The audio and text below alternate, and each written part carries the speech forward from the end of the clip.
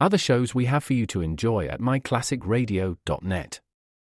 The Avengers was most certainly not a household name in South Africa prior to the radio series. With no national television service until 1976, the mechanism simply was not present in the country to show television programs to mass audiences. While many other countries reveled in the filmed adventures of John Steed and company, South Africa was not equipped to join in the fun. The series took Britain by storm and made a major impression in the American markets, being that greatest of rarities, a British series given a network transmission slot. However, as a filmed series, rather than a videotaped one, The Avengers was able to gain a modicum of exposure in South Africa through film rentals. Come and listen at myclassicradio.net. Other shows we have for you to enjoy at myclassicradio.net. 21 Precinct was a police drama broadcast on CBS from July 7, 1953, to July 26, 1956. It initially served as a summer replacement for My Friend Irma. The show was produced in cooperation with the Patrolmen's Benevolent Association of City of New York and adaptations from True Criminal in New York. The Policeman's Point of View. Historically, the 21st Precinct had been located near Gramercy Park, Manhattan. In 1929, the department reorganized the precinct numbering, and 21st designation was discontinued. No such precinct existed during the run, nor does a 21st precinct exist. However, the fictional precinct's territory closely corresponds to that of the Upper Side's 23rd precinct since 192. Come and listen at myclassicradio.net.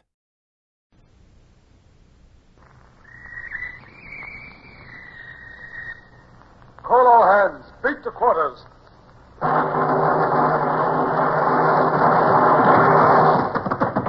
Now out the guns. Stand by the starboard battery. One broadside into it, if you please, Captain Bush. Pointers on target. Linstops ready. Aye, aye, sir. Ready. Fire!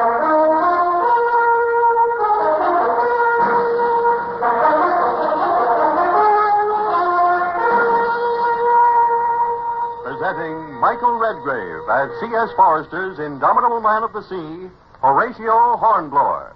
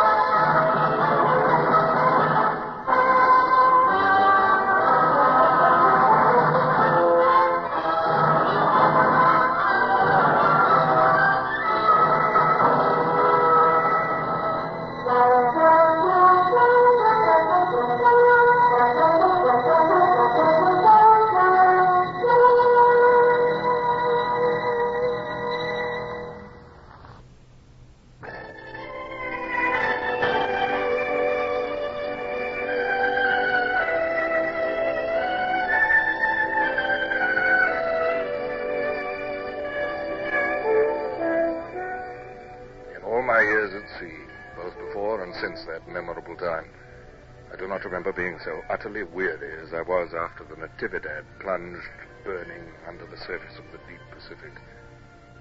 The accumulated strain of planning and fighting the action had worn me out so that I sank almost fainting into a hammock chair on the deck and slept as one drugged.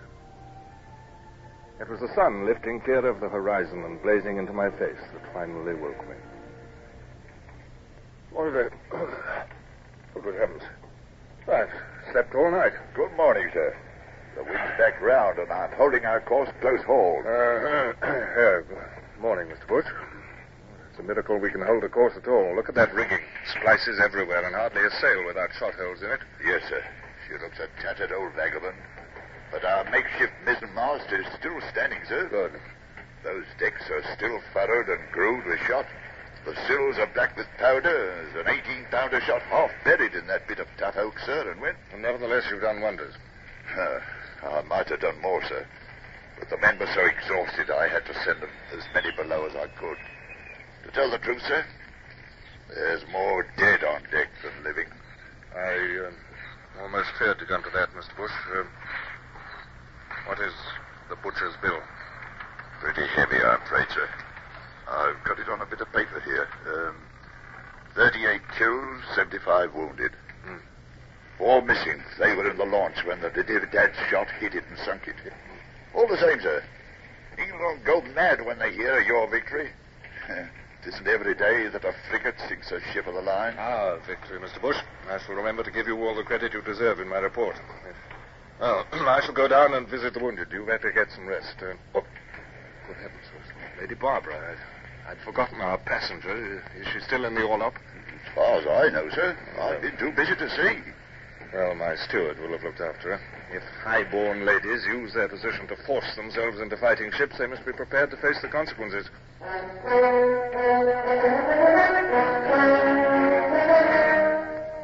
tell the truth, I was a little uneasy at my neglect of Lady Barbara Wellesley, but I'd had much on my mind. Below decks in the orlop, the scene was like an inferno. It was hot and airless, and the 4 flickering oil lamps added their smell to the stench of bilge, powder fumes, and sick men. Here, 75 wounded men were crammed together, groaning and sobbing, blaspheming and vomiting, under the care of the incompetent Lorry whom I'd appointed surgeon when our own surgeon had died. Thank God you've come, sir. Well, I've come to make you assume your responsibilities, not to relieve you of them, Mr. Lorry. Now, come round with me and make your report. Now then, this man. Good heavens, Lady Barbara, what are you doing here? Good morning, Captain. I am sponging the poor man's throat. But tending the wounded is a man's job. The filthy work of a hospital is not fit for women. No, don't do that. Go away from here. Go on deck. Now, please understand me. I am not attempting to be noble. But there is work to be done in the King's service. And if nobody else can do it, a Wellesley must. If one of my brothers can govern India and another can fight the Marathas, I can do my part. Look at this man. He has a great splinter of wood under his skin. It ought to be extracted at once. Yes, certainly ought. Mr. Lorry, are you ready to extract this splinter? Well, ma'am, Don't be a fool, man. If you will not do it, I will. I'll see that it's done immediately, Lady Barbara. But please, go on deck. I shall do nothing of the kind, Captain. I am going to help. But... Oh, well, as you will, ma'am. Now, Lorry, where are your instruments? Wilson, Hudson, bring a stiff tot of rum and stand by to hold Williams. Now, Williams, we are going to get that splinter out of you, or you'll die. But it's going to hurt you.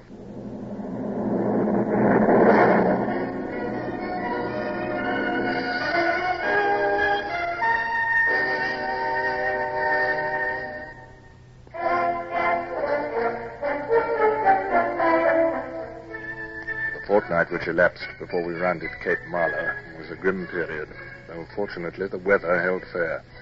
Had we met gales, I could hardly have kept my leaking, battered ship afloat. Although some of the men became convalescent under Lady Barbara's care, gangrene, shock, and exhaustion was imposing upon me the daily task of sliding hammock-wrapped bundles overside into the blue Pacific. Her ladyship's compliments, sir. Could you spare a moment to step below?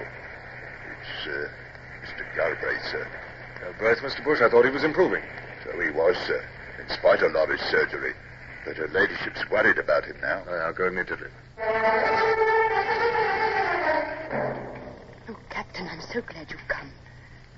I don't think he's going to last much longer. I'm sorry, Lady Barbara. I'd hoped that he would be spared. Is he conscious? He is delirious. He thinks I'm his mother. Give us your hand, Mother. It's awful dark. Give us your hand. I'm here, darling. Don't be afraid. It's light beyond. Poor boy. Poor boy. A good boy. God grant he has found the light. Amen. Lady Barbara, come away, if you please. Up on deck, the sun is shining. It is not fair, Captain. It is not fair. He was only a lad. He was not ready. Had it not been for you, there would have been many more such scenes. Lady Barbara, if I resented your presence on this ship, if I showed that resentment in any way, I humbly apologize. Ask you to forgive me. There is nothing to forgive. Let us go on deck. Why, Captain, we're in sight of land. Yes, ma'am. We're just entering the Gulf of Panama. The land on the port bow is the Pearl Islands. Sail. 2 points to windward. Can you make a note? Aye, sir. He looks like the Coast Guard lugger we met before. He's running game to us, sir. Is she a Spanish craft, Captain? Yes, Captain Manuel Diaz commanding. It was this same lugger that brought me the news that Spain was now our ally. And your letter requesting a passage on this ship. Oh, it seems 100 years ago instead of but a few weeks. And now here we are almost back in Panama, which I thought never to see again. I would prefer not to see it, ma'am, especially if the yellow fever still rages there. Yet if I do not refit and provision, the ship will sink under my feet. She's sending a boat over, sir. Looks like the same officer we met before. It is. I recognize him. Well, he should be pleased that we've accomplished our mission and destroyed the Natividad. Stand by. He's coming aboard. Good morning. Good morning, Captain. I trust Your Excellency is enjoying the best of health. Thank you, yes. I see from the damage and the wounded on your decks that your fine ship has been recently in action. I hope that Your Excellency has had good fortune in the encounter. We sank the Natividad, if that's what you mean. You sank her? We did. She's completely destroyed? She is. Oh. Then, sir, I have a letter to give you. No. That is not the one. This letter, sir. Thank you.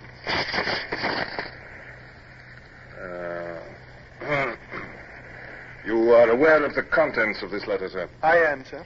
And I take it from your hesitation that had I not sunk the Natividad, you would have given me the other letter. May I ask the contents of that one? I have no other letter for you, sir. Indeed. And so, by this document, I am prohibited from dropping anchor or entering into any port of Spanish America, the Viceroyalty of Peru, the Viceroyalty of Mexico, or the Captain Generalcy of New Granada. Can you explain this most unfriendly behavior on the part of the Viceroy? I would not presume to explain my master's actions, sir. Mm-hmm. Whatever I think of this action, it's not compatible with the dignity of a British officer to bandy words with you about it. Indeed. My compliments to your master. I will call at no port on the Spanish Main. Please convey to His Excellency my lively sense of gratitude at the courtesy with which I have been treated, and my pleasure at this further proof of the good relations between the governments of which we have the good fortune to be subjects. And now, sir, I have much to attend to. You have my permission to return to your ship.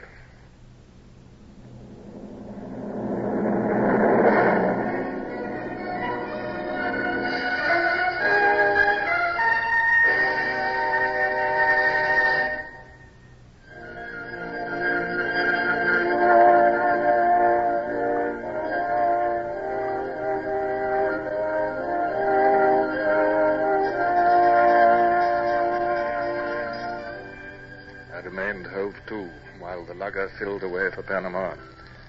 Too busy with immediate problems to indulge in bitterness against the Spanish. At a pinch, I could make my stores last out until I reached St. Helena or Gibraltar. But there was no hope of facing the storms of Cape Horn with my ship leaking and jury-rigged. By the mark! 9! Still 9 fathoms, Mr. Bush. Well, this place seems very suitable. Aye, sir. Made for the job. Lucky we found this channel between the mountains. Aye. Look, sir. Right ahead. It shelves to a bit of beach. Yes, golden sand, too. It'll be excellent for careening, except for the heat. There'll be no escaping that here, sir. The mountains cut off the breeze and reflect the sun, too. Oh, it's like an oven, sir. It can't be helped. We must make the best of it. We're lucky to have found such a place. And now, Mr. Bush, time is important. We must work like Trojans to make ourselves secure before the Spaniards discover our hiding place. Call back the cutter. We'll anchor here while you and I go ashore to explore.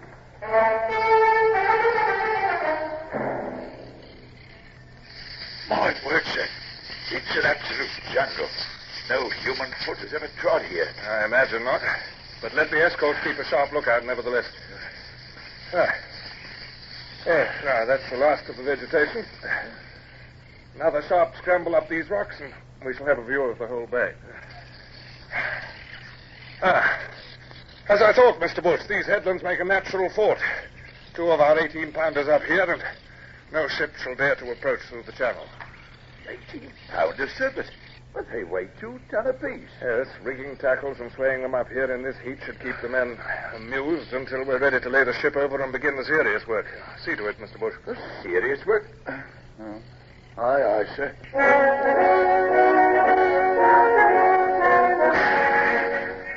It was work, night and day, until we were all dropping with weariness. When all repairs to the ship were done, she had to be loaded again, the guns brought aboard, and the rigging re-rove and set up. But when I stood once more on the deck with a staunch ship beneath me and a broadside which could fire, I was happy again and could snap my fingers at every Spaniard in the Pacific. In all these weeks of labor, I'd had no time to spare for Lady Barbara. But her smile, as she crossed the deck to me, showed that I was forgiven for my neglect. Give me your hand, Captain. I congratulate you on having achieved so much in so little time. Thank you, ma'am. My cabin is marvelously comfortable again. You've made the ship like new. Thank you, Lady Barbara. The men have worked well. It's heaven to me to think that we're at sea again before night. You are a very fine sailor, sir. I doubt if there's another officer in the King's service who could have done all that you have on this voyage. I'm glad you think so, ma'am. I've only done my duty.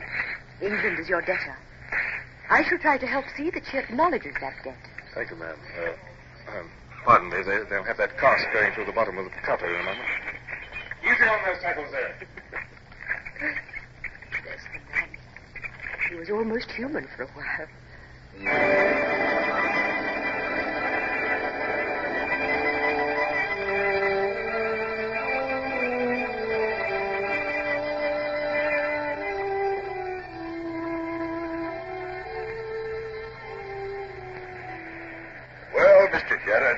At sea at last. Yes, Mr. Bush.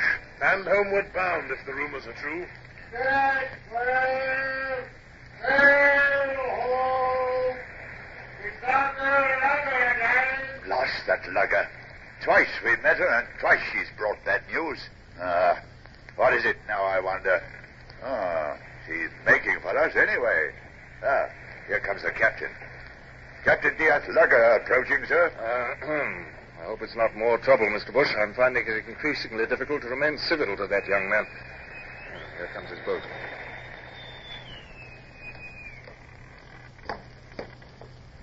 Good day to you, Captain Diaz. Have you brought me some more amiable letters? No, only to see you, sir. I congratulate you on the amazing difference in your ship since I was last aboard. How were you able to effect such repairs? I know you have not been into port. The British Navy, sir, takes but small heed of such trifles as a refit. Oh. To what do I owe the honor of your visit? I wondered, sir, whether you would honor me by visiting my ship. I should be able to show you something of interest which would demonstrate our ability to continue without your assistance. What is it you wish to show me? I would prefer to surprise you, sir. Will you not oblige me? I assure you I intend no treachery. Also, my lugger is within range, and your guns could sink it with a single broadside. If you are not back safely within the hour, your officers may open fire. Don't go, sir. I shall visit the lugger, Mr. Bush. Send the cutter after me to bring me back. But, aye, sir.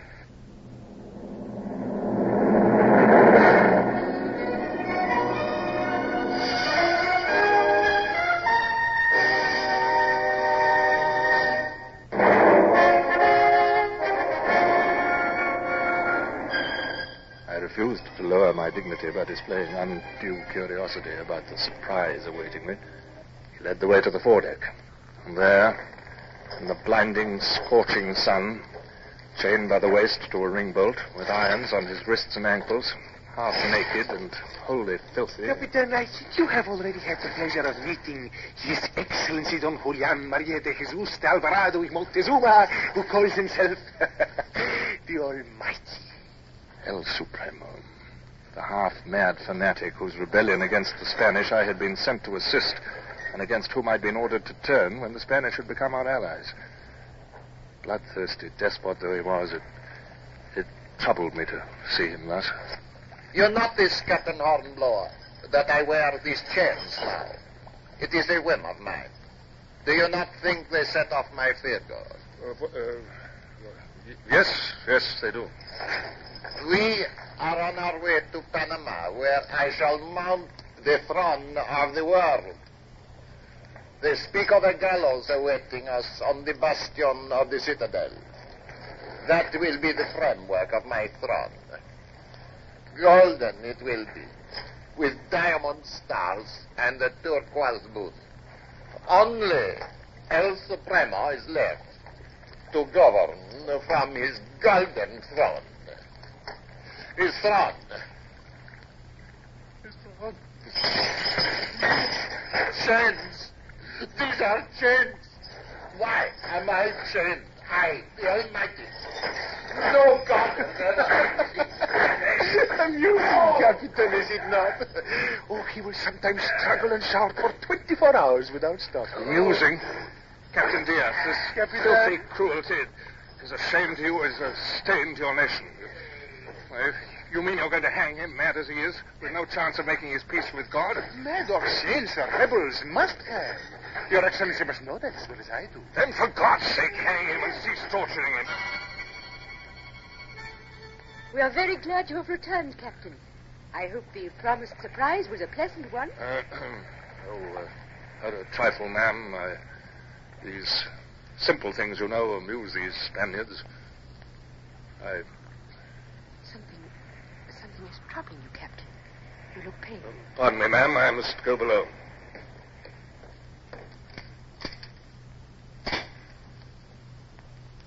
Oh, God. No. No.